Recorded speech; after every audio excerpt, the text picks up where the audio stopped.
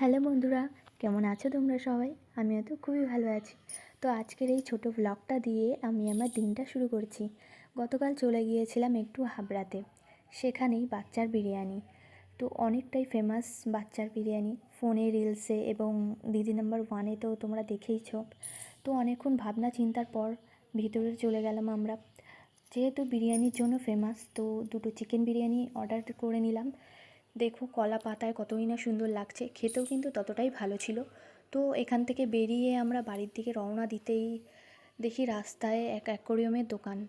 তো এখানে অনেক ধরনের মাছ, বিভিন্ন রকমের মাছ দেখো খেলা করছে এদিক থেকে ওদিক। তো অনেক দিন দিয়েই ভাবছিলাম যে বাড়িতে একটা ছোট অ্যাকোরিয়াম করলে কেমনটা না হয়। ভাবলাম এই বড় জারটা নিয়ে বাড়িতে চলে এলাম। তো এইখানে দেখো বিভিন্ন ধরনের কালারিং পাথর এবং এই গাছগুলো বিশেষ করে এই অ্যাকোরিয়ামের সৌন্দর্য কতটা বাড়িয়ে দিয়েছে। তো এখনও লাইট লাগানো হয়নি, লাইট লাগিয়ে এখনও কিছু একটু বাকি আছে কাজ। তো তোমরা বলো কেমন লাগছে তোমাদের? আমার তো খুবই দারুণ লেগেছে।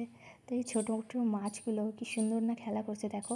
আমার তো মেনে ইয়েলো কালার মাছটা খুবই সুন্দর লেগেছে।